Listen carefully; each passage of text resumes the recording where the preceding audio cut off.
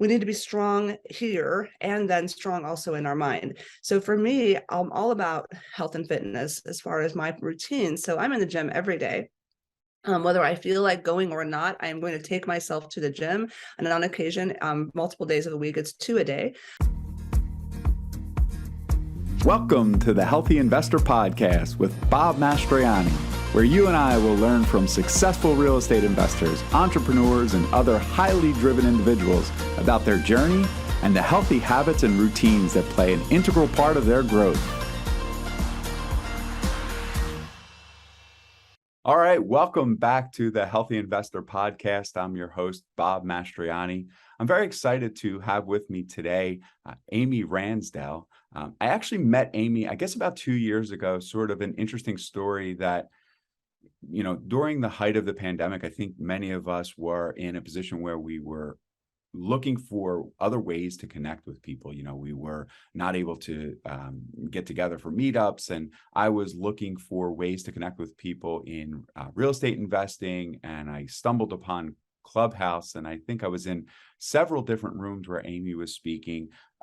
She's a peak performance coach, and she's a leading peak performance coach and expert, and we're going to dive into a bunch of different things related to her story, her real estate investing career, real estate brokerage, but also really want to talk a bit about, how our listeners and our friends and family can really focus on peak performance. And as this is the beginning of the new year, we're focusing on new goals and really trying to achieve the most we can. So, Amy, thanks so much for coming on. I really appreciate it. No, thank you. It's an honor to be here. Hope to bring some value to everyone that's listening. So thanks. Yeah. So maybe you could tell us just a little bit about your story, and anything that you'd like to share about yourself, just what has brought you to where you are today. Yeah, so I am that classic bumble through everything story, I guess, maybe. Been an entrepreneur since I was really little, so I've always just been that person who beat by our own drum and wanted to go do my own thing. And that's led me down so many really awesome paths and lots of learning lessons, the painful ones and the good ones, right? So I'll start with just letting everybody know corporately and way back, all the way in my college years, I've had a passion for training and development and personal development, which led into performance coaching. And so that's a passion I've had for well over 25 years of just deep study, working with thousands of people in that space. But along the path, I also stumbled into real estate. So I'm the accidental real estate investor. So some of you are listening, you probably feel that too, right? So I ended up in real estate, and I'm a little type A OC, and the person that I ended up in real estate with wasn't really committed, right? And so I was like, well, this stuff looks really interesting, and I think I can do something with this. So I started diving in deeper and deeper. So about 20 years ago, I really dove in hard into real estate. So as an investor and then as a licensed broker. And so we've been able to combine the use of both all this time. We specialized in short sales for many, many years. So from 01 to 09, that's almost all that we did. It was pre-foreclosure acquisitions and short sale management, and did quite well, hundreds of those during those years. And then we spilled into all the other niches you can imagine. So rehabbing, development, a lot of wholesaling, just about any kind of niche, we've probably put a team on that. And I love it. So those of you that are listening, the real estate's one of those things that I will never regret learning it, even though it really wasn't what I set out in my life path to necessarily do, right? We made the most of it, and we were able to take the skills that we have from other things into that industry, and make it even better. So that's kind of me in a nutshell, if you will. Well, that's great. So if I recall, so you mentioned teams, and you said, something that sort of triggered a question in my mind, and maybe you can kind of go down this road a little bit further, but you said as you went to different areas of real estate, you sort of put a team towards that. And just from what I know from, following you and just sort of, we're connected on Facebook, and I see some of the things that you're posting or whatever. And I know that you really are sort of a team builder, and you like to create the type of team and put as many other good resources towards that opportunity as you can. Is that fair to say? Well, I would say yes, it's fair. I think that's the intent, right? With intentionality, I have learned the hard lesson many, many times that, I am my own, the lid, my own ceiling, right?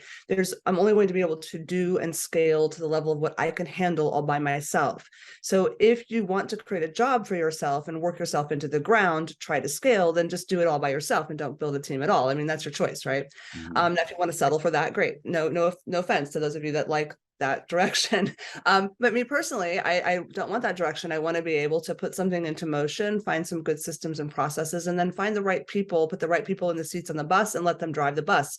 Right. So if you can do that, you can find a niche where that you can then put people in place. Like for instance, on the brokerage side of things, having a license, well, getting to a point where you can have people who can manage those retail clients on the buy and list side for you and run systems that you have, then you can step out of it, but then you're still making a portion, almost like passive income. It becomes off of each one of those teams deploying that strategy. And then of course, in the real estate world, you'll oftentimes find that your teams will work synergistically together. So really the question just comes down to the people that, if you're listening, is that, do you want to do the grind yourself? Do you want to do every part of the business yourself? Or do you see yourself having a life around your business, but would like to make even more income and close more deals? If that's true, then I would consider team building, 100%. That's great. That's such a great point to even discuss. So I'd mentioned a few times in different interviews. So I've been investing in real estate, I think, since 2008, and a lot on the single family level, or what we consider residential, right? So we have some 2-unit, some 3-unit properties, several in Philadelphia and South Jersey area. And then I was a licensed realtor for a while. I did a bunch of wholesaling. I was an acquisitions manager for a little over 3 years. But from a real estate investment standpoint, for myself and my wife, we bought properties that we could afford. So we used our money when we had our money, and we, if there was a property to be found, we went out and found it. And I'm in this transition right now where I'm transitioning over to larger multifamily investing. And the biggest eye opener in that side of the business is that it really truly is a team sport. And I'm learning so much about utilizing other people's resources. The most popular book that's actually been recommended on this show so far is Who Not How. Yes, great one. And for me, it's so interesting. There's 2 sides to that book. And I know I've said this a few times already, but there's 2 sides to that book. And the one is, if you need something to be done, find the best person who's good at Always that. say it first. But the second side of that I find so valuable, and it was really eye-opening to me, is that somewhere I should be a who. And where can I be a who so that I create that value? And then that's how synergistic teams are formed, right? If you're a who in one side of the business and I'm a who in the other side of the business, now we have complementary skill sets, right? And then that's really how synergistic teams are built, right? 100%. I think there's a couple other layers I would love to throw onto that, because those 2 concepts are huge, right? Another layer to that is that we want to bring on people into our world that are better at things than we are. Mm. Now, this applies whether you're going to team up with people, grow a team, or hire someone, specifically hire a salary type person on your team. You're looking for people who are stronger than you are things. That's what team building allows. It allows for you to be the weaker link in an area, because you can go and replace yourself with that synergistic relationship with someone who's better than you, more talented at that. So now you can go from here as a catalyst for growth. You can jump to the next level really, really quickly without having to run yourself through the mill to become better at something that you're not strong at. I think sometimes we forget that. We try to go out and kind of beat ourselves against a wall and try to push ourselves to be the best and the master at everything, but you're not able to master everything. So instead, find those that are. And then another layer I'd just like to add, because if everybody's listening that's getting ready to start teaming up, getting ready to start maybe creating JV partnerships and all those kinds of things, is to measure exactly how much value you do have as the who. right? If what you bring to the table is really valuable and that transaction or that project or that relationship's not going to be copacetic without the value you bring, then you want to make sure that you're getting the value of what you bring. I've had a lot of people come to me in the coaching as a coach on the real estate side, especially, where they're thinking about partnering with someone and they'll automatically have this presupposed idea that they should 50-50 the deal because it's just them and another person. But then when we dig deeper, we find out that the who that they bring to the table is a hell of a lot more valuable than the who the other person brings to the table. And so it wouldn't be right for it to be 50-50. So I encourage everybody to really do the work to think too about what is the value you bring and or the other person brings, because the reality is they may bring a hell of a lot more to that deal than you do. And then it might be fine for them to receive a higher portion of the profits or whatever that might be. So I love to add those two things as just considerations for growth. So that's really powerful stuff. So, one of the things that you and I spoke about before we jumped on is that, this is, beginning of 2023, and, many people are focusing on goals and, goal setting throughout the year. And, you're a peak performance coach. And I thought it would be a great idea for us to maybe discuss some key measures that people could focus on, or maybe even some of the natural pitfalls that you see, when people are setting goals. I released a podcast. Actually, it came out this morning, so first one of the new year, and I spoke a little bit about how in the past, when I would goal set, I would set an annual goal, and it would be like, I want to do this by the end of the year. And one thing that I've learned is that a 365-day goal seems so far away for some things, right? So then you allow your runway to be a whole lot longer, or maybe you achieve it too soon, or and maybe you have to break it down into quarterly goals and maybe monthly goals and even weekly goals. So I just thought it'd be great if you could maybe discuss a little bit about peak performance and some helpful tips for those who are listening when they're goal setting. Yeah, isn't it funny? We're all in that inward introspection thing this time of year. Even those that say they don't believe in New Year's resolutions, right? You still find yourself thinking about where you are in the world. And I think a lot of it is that we have that big leap of energy and roll getting into the holidays, and we're so focused on the holidays. And then we have the letdown of the holiday is done. All right. So now we can relax. And actually our nervous system is giving us a little gift of, I can breathe. So now what do? We start thinking inward, right? Because we don't have all the distractions of the holiday and all that. But you said something really important there about that 365-day runway. The law of physics says that whatever container I give to something, once I put something in, it will take up the whole space, right? And this is a law of physics in regards to gases. But if I give something a container this big, or I give something a container that big, it's going to fill up the whole space. Well, same thing happens with time. If you're going to give yourself time to do something, you're going to give yourself 12 hours or 365 days, you'll take up the whole amount of time. This is just how it naturally happens. So yes, shorten the runway. Right. There's actually a really great book. I think it's called The 12-Week Year. I'm not telling everybody to run out and buy it, but the concept of that book is to take what you would give 12 months to and instead give it 12 weeks, so that you can really concentrate the focus of the goals and breaking down into those milestones that you have to reach to get to that full 12-week commitment, and giving yourself a shorter runway, right? And then joining up with some accountability groups to make that happen. So to your point there, yes, for all of you, if you're going to set goals, give yourself a constraint that you're going to hold yourself to that isn't so broad, because you and I both know we have those people that, it's December 1, 11 months in, right? And they're like, oh man, I didn't lose my 30 pounds. And now they're like, just going to starve themselves for 30 days. What are you going to do to try to lose the 30 pounds at the last second, right? So we have to have that incremental steps towards that goal, but give yourself a constraint that makes sense, as long as it's also attainable. Make sure that it's a reasonable thing, right? I want to say something about goal setting. And if anybody follows me on Instagram, I'm probably the easiest place, but I've been posting a lot of reels just on the topic of goal setting, because a lot of people are there right now. I find another pitfall that often happens is that we set goals simply because that's what we're supposed to do, right? So we do this time of year. So we push ourselves to come up with this list, whether it's grandiose or not, whether we put stretch goals on there, unreasonable goals or not, it doesn't matter. We just push ourselves to make a list.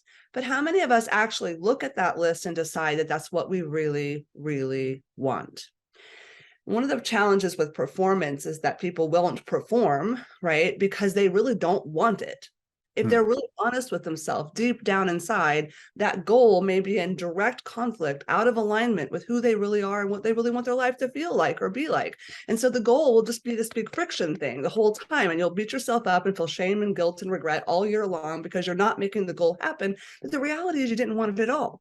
So a lot of times as a performance coach, we have to start with people getting really super deep on who they are as a person. Who are they? Where are they wanting to go in their life? Like really, really want to go. Yogi Berra's quote, if you don't know where you're going, you'll end up someplace else. And then what do you really want? And when I say want, I don't mean what supercar do you want to buy? I mean, how do you want life to feel, be like, how do you want it to look? What do you want to have and hold, and who's there with you? Like really, what is that?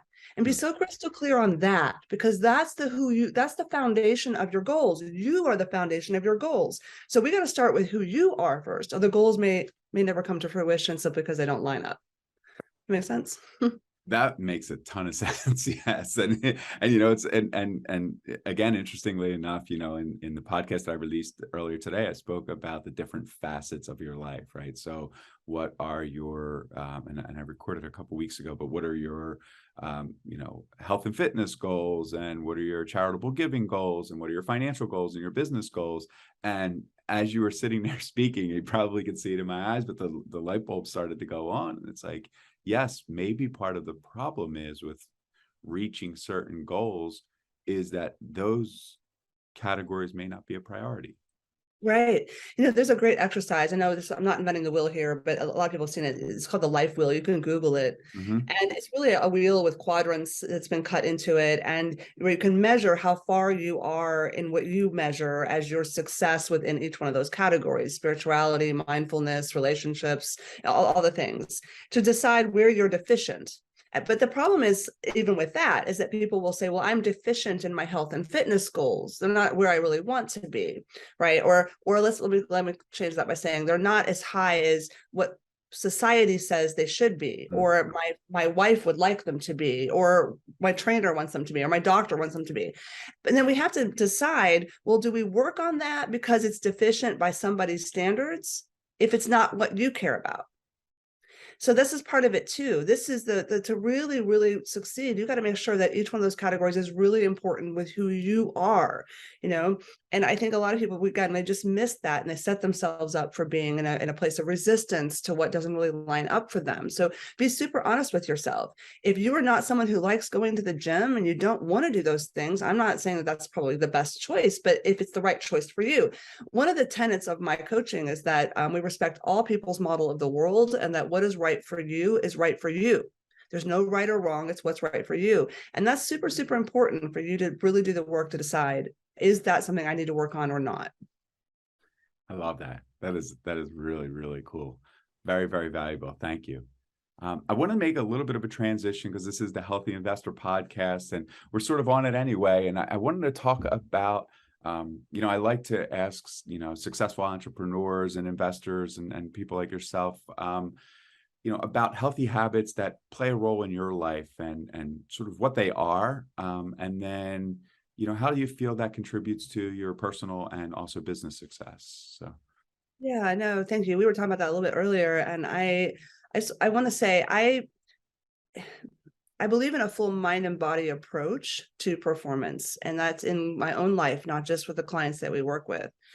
In order for you to go out and do things that require your mental and spiritual energy, your physical energy needs to be top notch, right? And if you think about top tier athletes have coaches for all of those things: their nutrition, right? Their flexibility, they're every part of them physically is being addressed, including having their mind in the game, right? And being super clear in their emotions so that they can bring themselves to the game in full, right? They have their A game on the field. and this is important for every one of us. We need to take care of the body. That's the body that's going to carry all the work, right? It has to have that. So we need to be strong here and then strong also in our mind. So for me, I'm all about health and fitness as far as my routine. So I'm in the gym every day.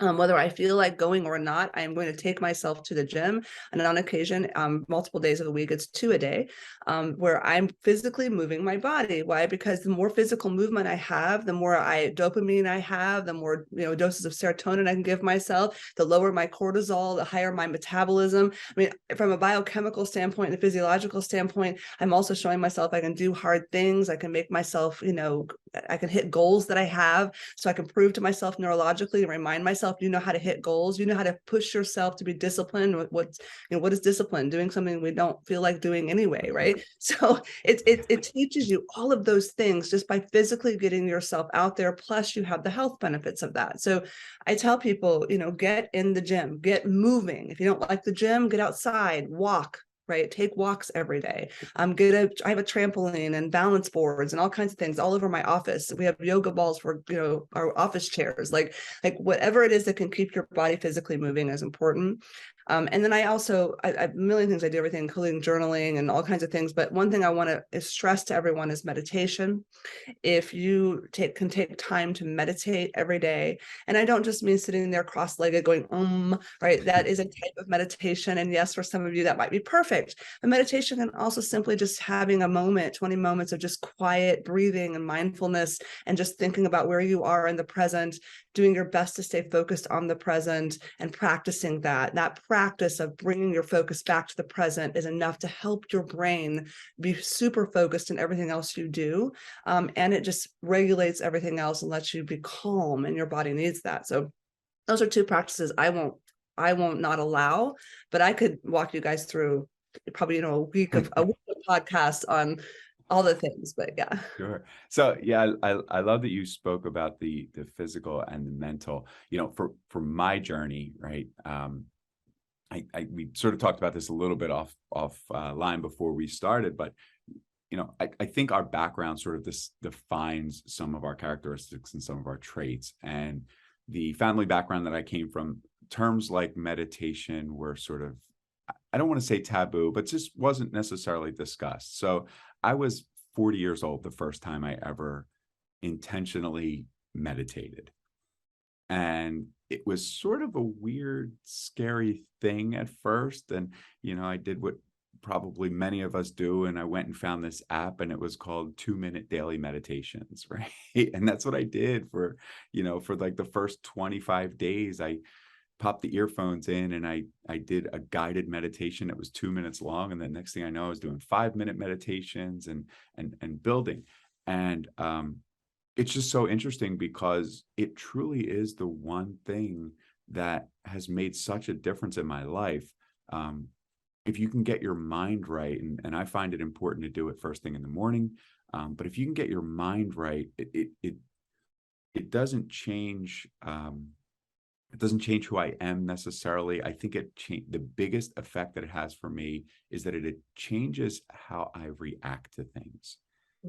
Yeah. I feel like, we don't know what our day is going to throw us, right? We can do our best to design it the way we want the day to be, but things come along, things happen. And I feel like when I'm steady and I'm doing my meditation and I'm doing the right things to get my mind right every morning, that when those things come my way, the way I react to them, the way I respond to them, and it's just very different. And I feel like it's just because mentally I'm in the right place to respond to what comes my way. And so 100%.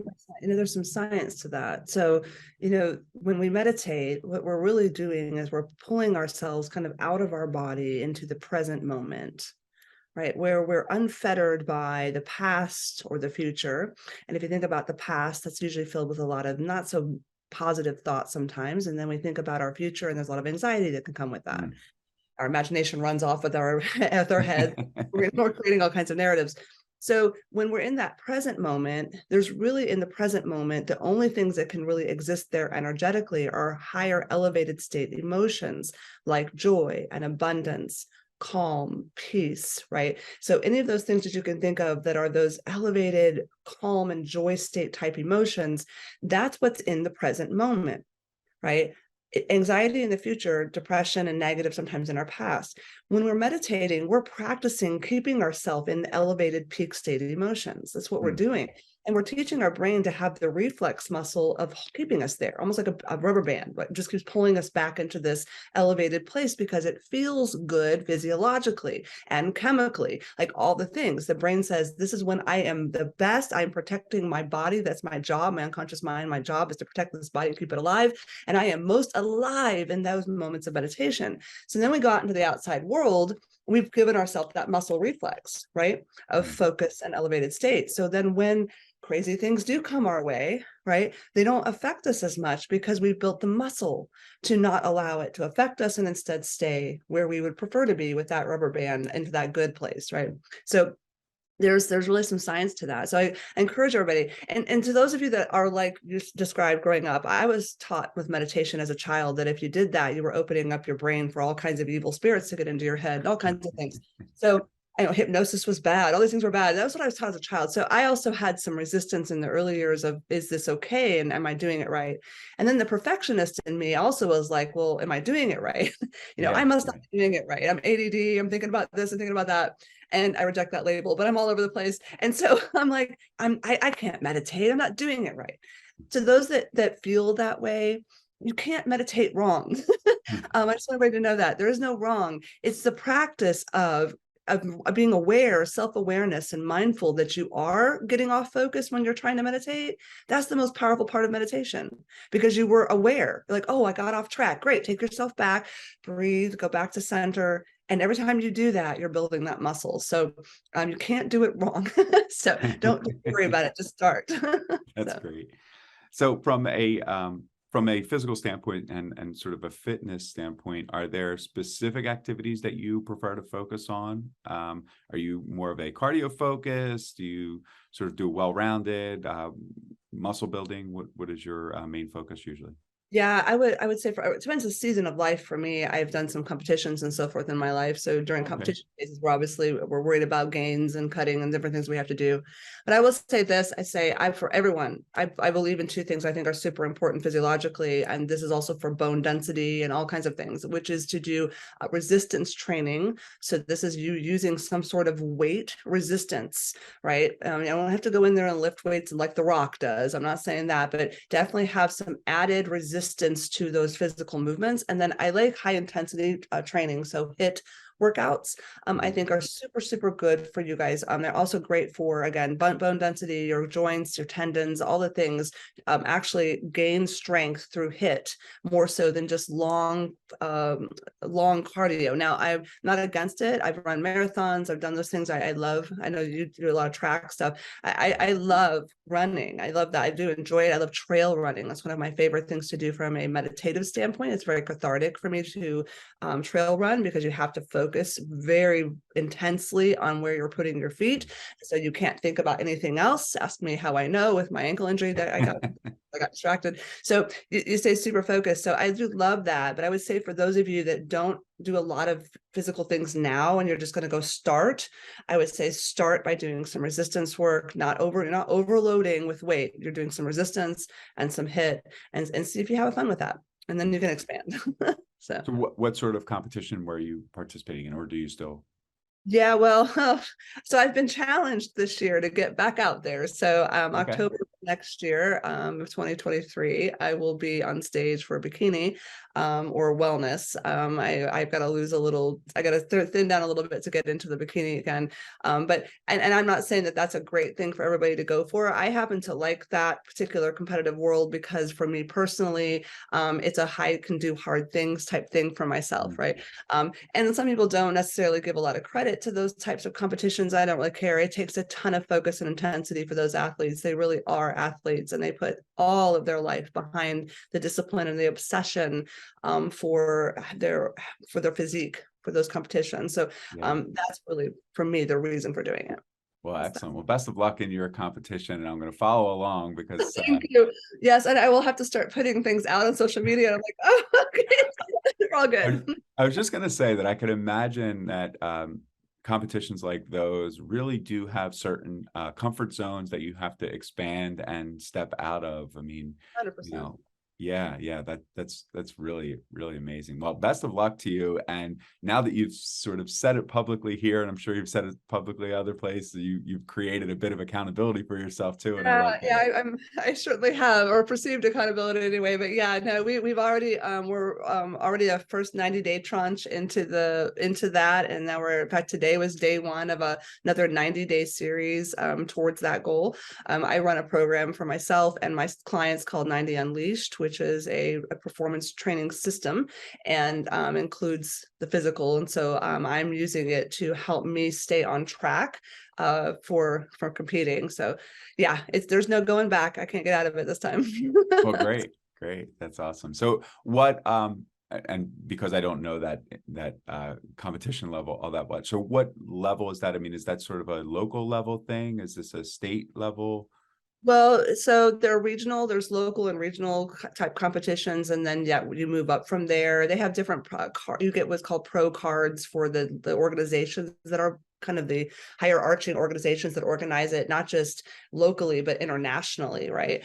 So if you want to go way up in the competition circuits, you can. I will not be doing that. This is a Okay. regional competition that I will be in. It's not as big a deal, but it's really, honestly, like I said, it's to say I did it at my age. So I have 3 children. I've been a single mom for like 14 years, and while doing all the things that I do. And so this was the time to really just do this for me at this stage of the game. I really could care less, honestly, if I place, although I'm a little competitive. So I'll be honest, I want to, but that's it. It's not a career thing for me. I do have a lot of friends in that arena, and it's a career for them. You know, they really, it's a part of their lifestyle to the core, and they've made quite lucrative careers with it simultaneously. So you know, you can take it all kinds of ways. But for those of you that are listening, really the intentionality behind my even doing that is, again, my belief system that we need to take care of our physical bodies in order to do what we want to go do, you know. And also, regardless of everyone's beliefs, I do believe that we were created and given one life, and that life we're responsible for saying thank you by treating our bodies well and living to the full charge and abilities and skills that we were given. And the only way we can do that is to take care of the body that's going to do it. So get out there and take care of your health as much as you can. I love that. I love that message. And that's one that I mentioned to you, I have a daughter, she's 11 years old. That's one that we try to pass on to her the best that we can also. So very cool. Love that message. So I want to be respectful of your time, because we're starting to go a little bit past the half-hour point, and I wanted to make sure that we get to the third segment here, which is where we ask the final questions. And I sort of ask the same questions of all of my guests. So for you, Amy, what is your definition of success? Ooh. You know, I want to say first that for everyone, so including myself, right? For everyone, give yourself grace that your definition of success can and is unique to you, right?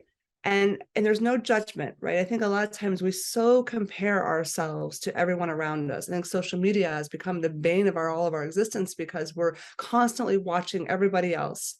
And in our lives, we grow up with a million expectations and shoulds and, you know, definitions that we receive from our families, culturally, from the religions we might have grown up with. There's all this pressure that what success is supposed to look like. Take the time. You get one shot at life. One. There's not another one coming along. God's not going to hand you a second one. So with this life, you need to decide what success is going to be for you, right? Instead of living for what everybody else wants it to be, which really leads to me to what I would call my definition of success, which is that I lived the life that I was proud of, that was aligned with me. And it's not about metrics and money in the bank and units owned and how big my organization got, or like all those things. Those might be great. And for some people, that might be part of your definition. For me personally, did I live the life that I'm proud of, that was 100% authentically aligned with me, right? And I've had to learn the hard way through many, many years that it's not worth giving up years for things not aligned with who you are. I love that. I love that. That's an excellent definition of success. And one of the reasons that I like to ask that question is exactly what you said, is that your definition of success should be different than my definition of success, because it should be what I feel I want my life to be in a successful way. And so I love that answer. Thank you. Moving on to the second question. So for someone who's new to learning to focus on their goals and their path to success, do you have a book recommendation that may help? You asked me that earlier, and then when you were asking me that, I'm like, it could be this one, it could be that one, it could be this one.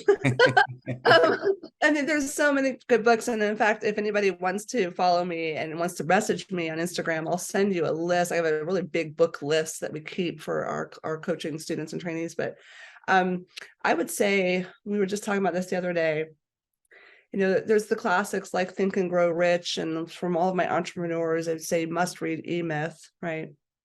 But I would say, as a most recent one, I'm gonna stay with Think and Grow Rich for a minute. Now, I know that seems like such a cliche answer and probably not the most unique answer.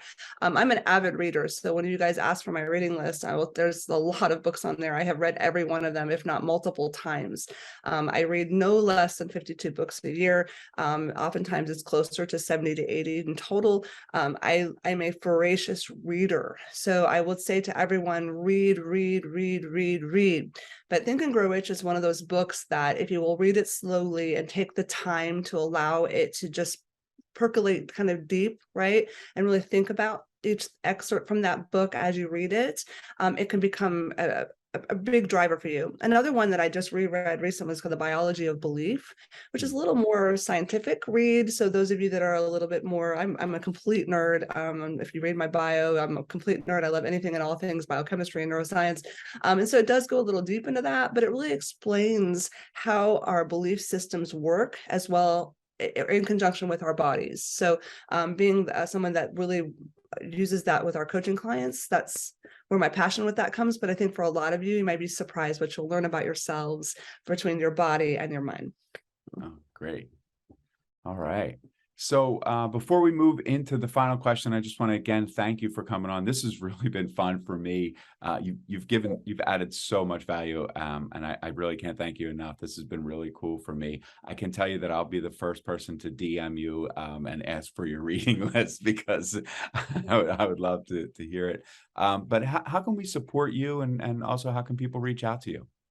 Yeah, so I've been asked or told that everybody should try to follow me on Instagram. It's Amy Ransdell _coach. We've got a team starting this month that's blowing up all the content that's there. And so follow along. We do post a lot of reels and different things. And I love feedback. I love comments. I love people to tell me, what you think, right? If you don't agree or you do agree, either one, I love to know where you're at and hear your stories. So follow me there, send us DMs there. We have teams that help manage that for me. So. Okay, great. So final question, if you can think back with me to a young Amy around ages, 10 to 12 years old, sort of knowing what you've learned so far on your journey, what are 3 pieces of advice that you would give that young Amy or any pre-teenage child to help guide them towards success? Yeah. When you asked me that, so you and I both kind of were like, as soon as you asked that, it was like money, right? I think the first thing I'll say, and this is not necessarily an order of importance, but the first one is money. If I could have had someone talk to me about money, what it is, how it's utilized, how it could work for me, what to do with it, right? How to protect it, how to grow it, how to multiply it. Like those would have been powerful conversations to have. I use this made me think of a good example. Like if you were to go take a kid, both 10 years old, and you put them in a 4th grade math class, and one of the teachers says, "Hey, child, I'm going to give you a math problem. You own 5 businesses, and all 5 businesses make $1 million a year. So you're making $5 million a year. You're going to sell 3 businesses. How much will you get for those? And then how much will you then make per year?" Now that's one teacher's problem. Now take another kid who's also 10 years old and put him in a classroom where the teacher says, "You have 5 apples. You have to give 3 of them away. How many apples do you have left?" Now, there's a world of difference between those two questions, right? This kid over here is about being expansive and abundant. I've got millions and I could buy businesses and I could buy more businesses and I'm going to get all this money and I could do stuff with it. And this kid over here is being told from a lack standpoint that you have to give them away and that's all you have, right? Now, think about the language difference. I'm all about language and what we do in our coaching. So that's the difference in money that oftentimes happens is with us as children. So if you guys have kids, like whatever you can do to help kids think like this kid over here would have been given the opportunity to think like versus the other. I think I would have loved to have had that because money was for us evil. It was the root of all evil. It should be given away. You can't have it. Materialism was wrong. Those are things I was raised with. So I had a horrible relationship with money for most of my adult life because I was like, you know, in my unconscious mind, I was running programs about money being wrong. That would be one. Two, to be succinct with that, I wish that I had realized when I was younger what my value was as an individual, right? I think I would have liked, if I could go back and have said to myself, I would have said to you, you are valuable as your unique self. Right? Like who you are as a unique individual is important for the world. Like that's a beautiful gift to give the world. I think sometimes we forget to really look into our children and recognize their unique gifts and help them celebrate them, right? Help them elevate what those gifts are, right? Because I think, again, we try to put kids in boxes, right? Like, okay, this is what you do. This year we do this and this year we do that. And now you're in this sport and you have to do this and we have to show up here, we have to show up there. We want to keep them busy and we do this and we have hand in video games. And instead of just really allowing their gifts to flourish. And I think the third thing, when you asked me that, as I thought of it, something that I do with my children that I chose to do because I didn't feel like I had it when I was a kid, which was that I want them to love curiosity, to be obsessed with curiosity and trying new things. So in our house, every week for 52 weeks a year, for 14 years now, we do something every week we've never done before. And it's this, right. And so it's getting difficult as they get older. But it could be simply eating something we've never eaten before, tasting something, listening to music we've never heard before. It doesn't have to be something extravagant, but it's the point of doing something new. Because by doing something new, you grow the muscle of curiosity, of experience, of understanding that new is good, not something to be afraid of. It's not uncomfortable. Creating new is something comfortable, something you crave, something you want to go after, right? So that you'll do hard things because they won't seem that hard, right? So I really think that that's a great gift to give kids. It's actually a nonprofit thing I want to work on down the road. It's all around that topic, but give yourselves the gifts now of just doing something new every week you've never done before. So. Wow, that's a very eye-opening thing for me. And so you have 3 children, right? So yeah. Do you my oldest is 23, so they're grown, but okay. Do you let does someone different decide each week what the new now event? we do. Yeah, now we do. When they were little, I'd have to come up with things, right? Like this Saturday, we're going to have food colored green pancakes. I don't know. Like, I mean, I could come up with things, but now they actually want to, right? Like, especially my youngest, who's 6 foot tall. He's not little, but he's 14. He likes to come up with the things now. Like it's usually him, right? It could be a hike we've never gone on before or whatever, but allow them that. In fact, that's so much fun when you allow them. In fact, taking that all the way into like vacation planning now I let them research what are the things that you would like to see when this place that we're going, and how would we get there, and like what would we need, and like really allowing them to be the thinkers through all of that. And they come up with some crazy stuff. I'll be honest, there's a few things that I was like, oh gosh, I don't know if I want to do that. Well, let's go.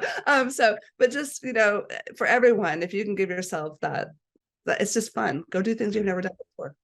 Yeah, I love that. You really have the gears moving in my mind a bit. My wife and I often try and focus, and with the holidays have just passed, and we often try and focus with our daughter on experiences over things or over gifts, right? Not that she doesn't get gifts for Christmas, because trust me, things are pretty good around here. But sure. but we often try to really find things that are experiences and things that we can do together, or things that can be a new experience for her. So I love your idea about doing something unique every week. And this is something that we are going to definitely be discussing in our family. So I would love it. I would love to hear the stories. I love to hear the stories. We use the hashtag moments, not things. So. Oh, I love that. Great, cool. Well, thank you so much for coming on the Healthy Investor Podcast. I really appreciate your time. You've added so much value. This has been a lot of fun for me. Make sure you check out Amy Ransdell. And again, she said you can best to reach her on Instagram, Amy Ransdell _coach on Instagram. And, definitely follow up with her. If this has added value to you, please leave a positive review and go out there and make it a great day.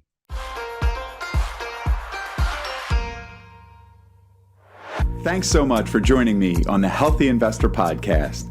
Check out the show notes for more information about connecting with our guest. If you enjoyed what you heard today, please head on over to iTunes and leave a positive rating and review. It would mean the world to me. I'm grateful for your support, and I wish you an abundance of success on your journey to healthy investments and a healthy life.